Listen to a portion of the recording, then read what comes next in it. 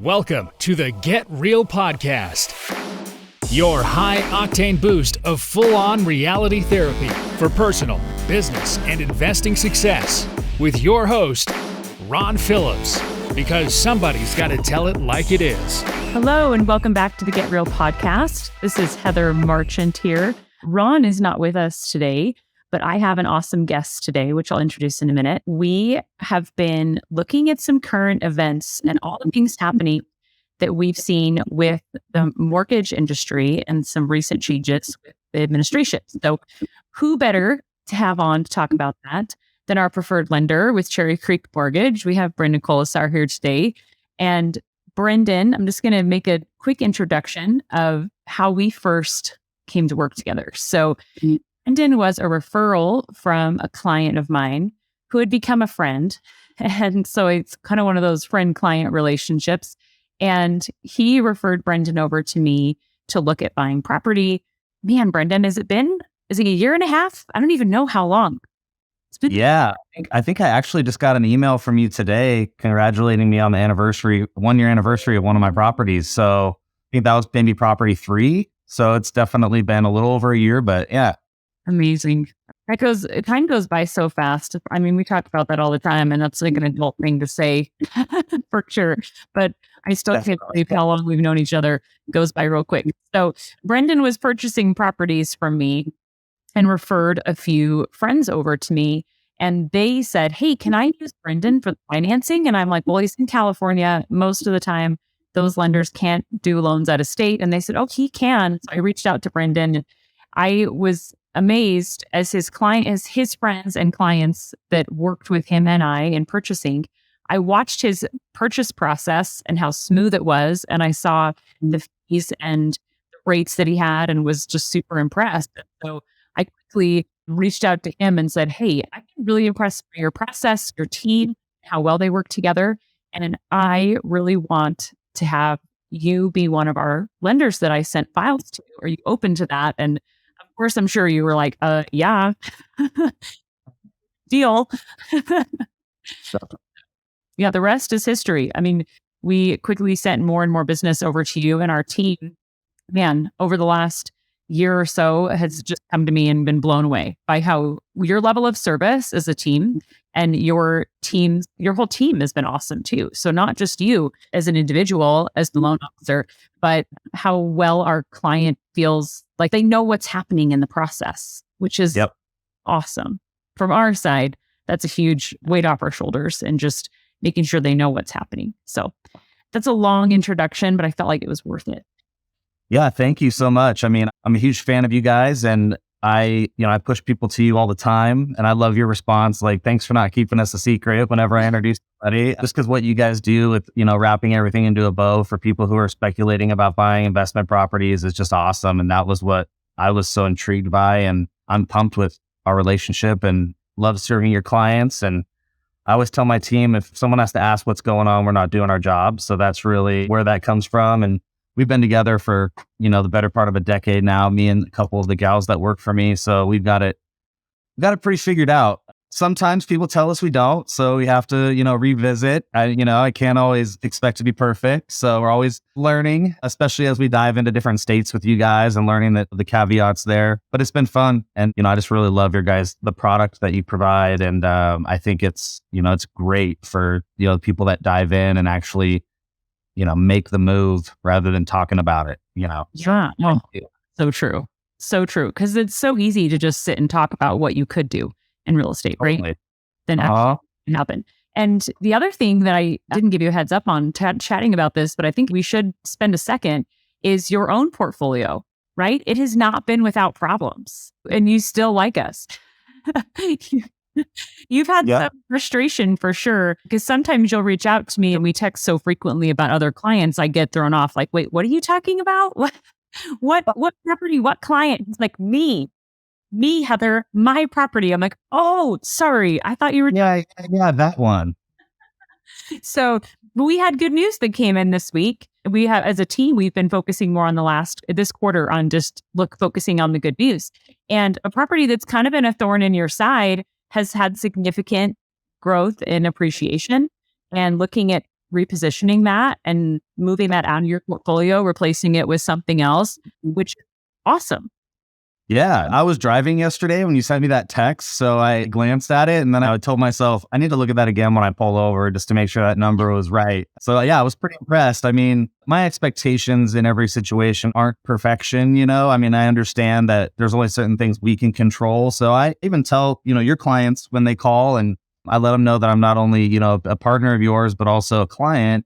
I tell them, like, here's some of the things that I've had in certain areas, whether it's like a Section 8 issue or the property we're talking about in Tennessee that we just had all kinds of fun stuff go on with. But, freak winters, freeze pipes, it's definitely been a learning experience for me, and realizing the things that I need to pay closer attention to, just owning properties in different states and being diligent about and checking into. So, I mean, I'm pumped about the ability of taking that and moving it into, multi-unit. So I was pretty stoked about the numbers you sent me, but the takeaways are great too. And I can, use those and, focus on the other properties that I'm keeping. Yeah, exactly. So I think it's exciting to be able to have someone to refer clients to that understands rental property, owns rental property, and specifically owning rental property with us is also helpful, right? Yeah. Versus self-managing where you live, it's quite different. So I think that's been invaluable for us as a team, but also our clients. So I think that's great. 100%. So I promise I did start this conversation about the administration and the changes that have come down. So these changes, from what I understand, were actually made a little while ago. They just came into effect on May 1st. Am I right about that? That's correct. The actual decision to move the pricing adjustments was made in the fourth quarter of 22. Yeah. So it's been something that's been on our radar and actually implemented and in effect since, mid-March, so that any loan locked that might close after May 1st wouldn't miss the changes. So it's priced in and, active now, even though I know it seems like social media and the big media, they've all really grabbed the steam the last couple of weeks, and man, every YouTuber out there has an opinion on it. So it's been interesting to get feedback from clients and just kind of watch the whirlwind a little bit. Yeah, exactly. I mean, from our conversations we've had, and it sounds a whole lot like smoke and mirrors a little bit. I think if Ron were here, he'd say the same thing, probably even more direct. No, Ron. But Yep. It seems like it's a play to appease a group of people. It's not really going to impact the group of people very much. And I think first and foremost, Brendan, I want to know, how does this affect our clients purchasing rental property? Yeah. I mean, we really have to separate this between like an RP client and, your first time home buyer out in the market. So first and foremost with RP clients, the reality is they added some loan level pricing adjustments, which is how every interest rate is underwritten. They're looking at property type, they're looking at your FICO score, they're looking at your loan to value ratio. They added some higher tiers above a 740 credit score, which didn't exist before. Everything was 740 or above. Now there's a bucket that goes from 740 to 760, 760 to 780, and then 780 and above. So there's some adjustments at those higher levels. But in perspective, just looking at where we were, for someone who's buying 20% down with a 740 credit score, the adjustment increased by 0.375 in fee, not in rate. And I think that's where a lot of people get confused when they see heat charts and things that are published by the media. It's all fee adjustment. So your rate didn't go up 0.375, the cost for your rate did. And depending on the investor and the day, that might adjust the interest rate an eighth to potentially a quarter, most likely an eighth in interest rate. And, conversely, when you get to 25% down, which a lot of our clients are doing, depending on if it's a multi-unit or, they just have a little extra money to put into it, there's really no change. It's an eighth difference in fee, which doesn't move an interest rate. I mean, you're not seeing an adjustment. So for the people that, we're working with, in most instances, there's no change really in the interest rate market. I mean, especially with, concessions and buy downs and things of that nature that we're already doing to help combat the affordability issue. Okay. So it sounds like, just summarizing what you said, that the rate hasn't really changed. It's more of a small fee at closing, even for investor loans, right? And it's not even a fee at closing. It's, how do I simplify it? If someone wanted the interest rate of 6.75 and the cost of that rate prior to May 1st was a point. Today, it would be a point and 3/8. So there's 3/8 more cost to get to the same rate as there was before. Does that make sense? Yeah. But it affects you up front, right? Then over the life of the loan, correct? There is a little bit of a cost, correct? I mean, it's not nothing. It's just not, someone out there with a 640 credit score putting down 5% is getting a 2% better interest rate than me. And that's what you're seeing a lot of, right? So, but that's getting into your first time home buyer world and your primary residence world, which is a little bit different than the clientele we're dealing with, at RP Capital. Okay.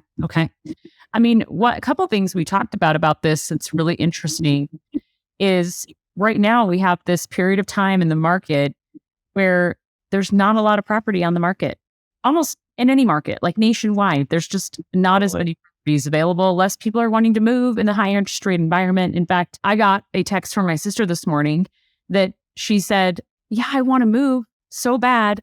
I found a place, I found a lot I want to build on, but I just can't stomach having a higher interest rate. I'm just not going to do it. I'm going to wait and stay where I'm at, which is what most people are doing.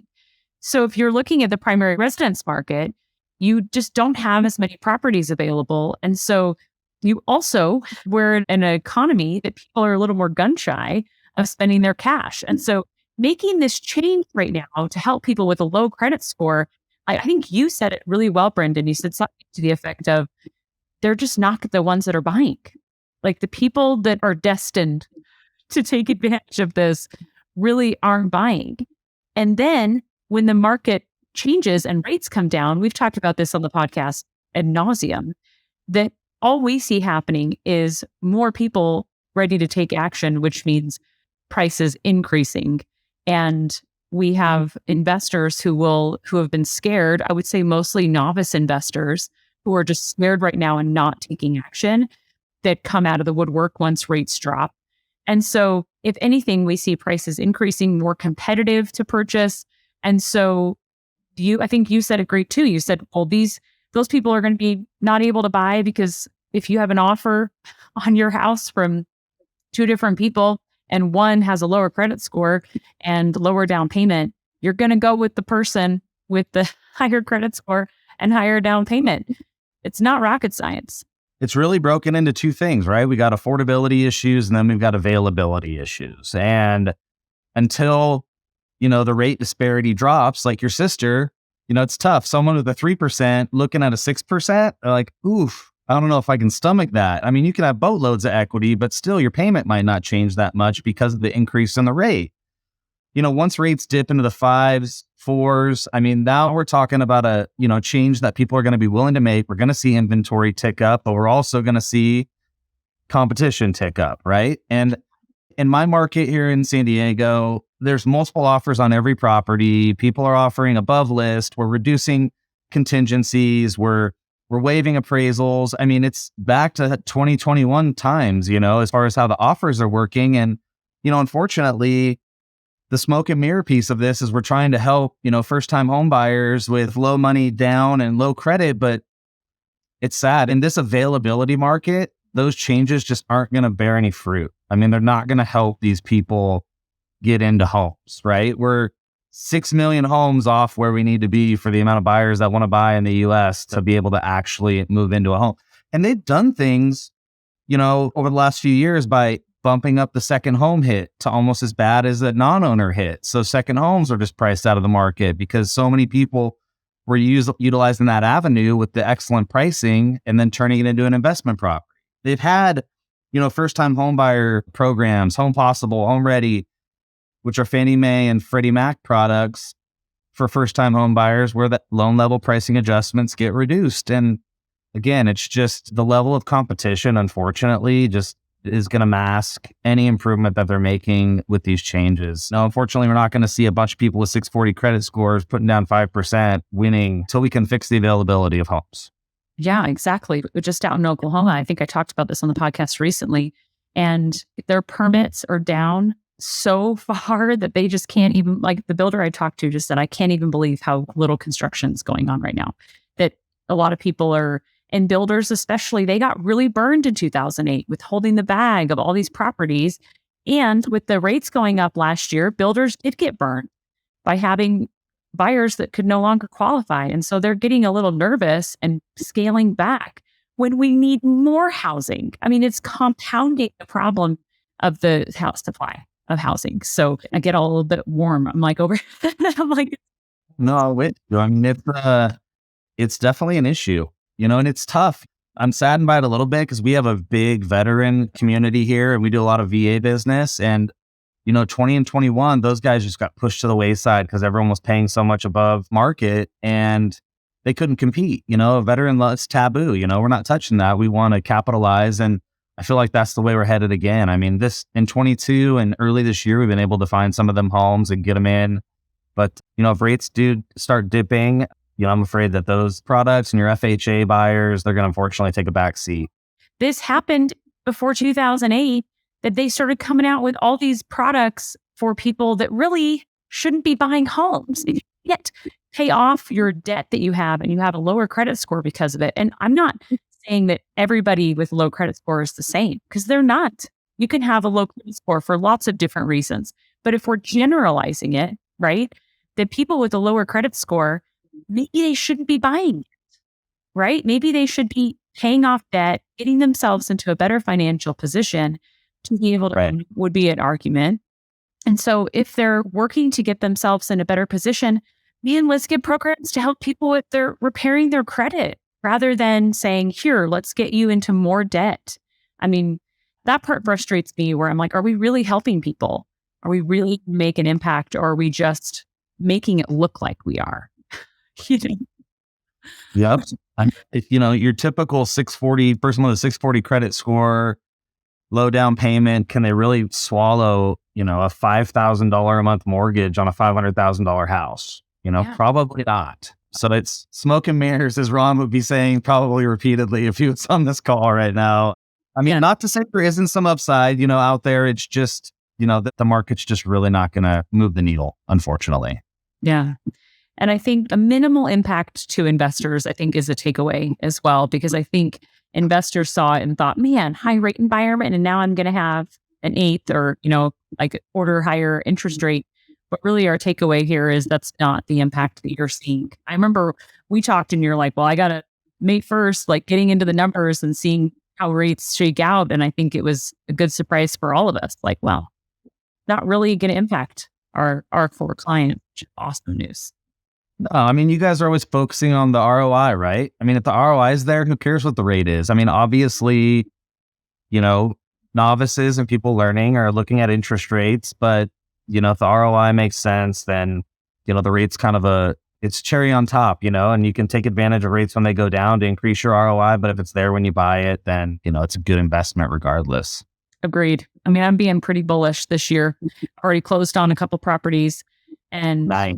I mean, me, I've already reached out to you and said, hey, should I look at refinancing? Like, where are we at? Right. So staying on top of that and making sure if it's time to refinance, hasn't been yet, but yeah. So, I mean, just having a refinance at that point is perfect. So you can take advantage of this lull in the market. I wish I had a better word for it, but opportunity is, again, to take advantage right now until rates come back down. Then we can try to come out in force for sure. I mean, I'm going to want to buy when the rates are low. It's going to be harder to get deals. Absolutely. So we can get a lot more deals right now and it's super exciting. So no, and that's what I've been urging, primary residence buyers as well as, investment buyers. Like, hey, it's the rates are a little daunting right now, but I'll tell you right now, as soon as rates dip, we're going to see 10 times the people trying to buy that same house, so make a move now and then take advantage of it. I mean, that whole, I don't know if anybody heard this quote before, but marry the house, date the rate. Have you heard that one? It's genius. Oh, that was me. Okay. I mean, I saw Ryan Serhant say that on like the Today Show. And I'm like, wait a second, this guy's, the biggest broker in the country. And he's on the Today Show saying, marry the house, date the rate. So I guess maybe it does hold a little water. Yeah. But for sure. A good segue for that too. And, kind of touching on, our conversation yesterday about your scenario. I do have this and I don't have it memorized. So I'm going to have to read it a little bit, but there are folks out there that are they project where they think interest rates are going to be. And I've got some projections here that I thought are pretty interesting. So I'm going to share them. Okay. Yeah, do. By the end of 2023, most of the folks who are smarter than me are out there and they're gambling. By the end of the year, we're going to see a rate at 5 1/8. 2024, most of them are gambling 4 1/8, and 25, it's evenly split between 3 1/8 and 2.875. Interesting. So, Isn't it? Why they think that? you know what? This is a few pages, and it just came across my desk this morning, so I wish I would have more time to read it, but I can share it. And these are guys that are they bet on the futures of interest rates. And, there's definitely got to be some formulas there of why. And I wouldn't even want to try and explain it on air right now because I would butcher it. Well, share it in the show notes if you can send me a link if it's an online resource. Okay. Nice. I will. And I think that's what everyone's saying. I just was curious if they had data behind it as to why they think that. I mean, there's lots of theories and ideas for sure that they can't stay higher with everything that's happening right now and stimulating the economy by lowering the interest rate. And so I think that I'm still in the solid camp of get out and make something happen and get something going while you're in this opportunity. So for another real estate term, I guess, but I've even been having that same conversation with folks recently who were kind of reluctant to pull equity lines just because of where the prime rate is now.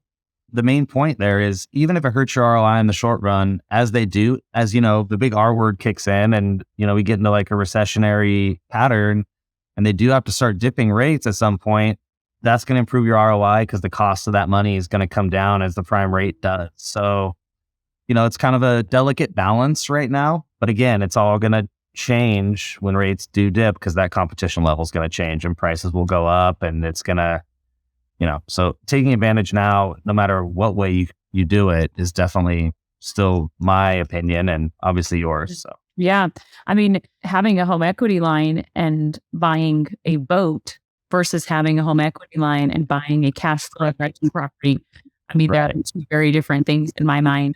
But using a home equity line, using it to grow your passive income, yeah, yep. You have that resource available to you, and the numbers make sense all day long. Yep. So that's a great takeaways. Thank you for sharing your wisdom and experience with us. Super helpful. Also really helpful for our investors just asking what is going on? How am I going to be impacted by this? So thank you for joining me today. You're absolutely welcome. Thank you for having me. Yeah. Everyone out there listening, make something happen this week before this next episode airs on Monday. Make something happen. Reach out to us if you're looking to make a move and buy some rental property this year. Cost segregation is still at 80% this year too. So you can email us at invest@rpcinvest.com and we can schedule an appointment for a wealth plan, take some action to make something happen. Otherwise, you'll be sitting here at the end of the year going, man, I wish I would have bought real estate in 2023. So don't wait, make something happen. This has been the Get Real Podcast. To subscribe and for more information, including a list of all episodes, go to getrealestatesuccess.com.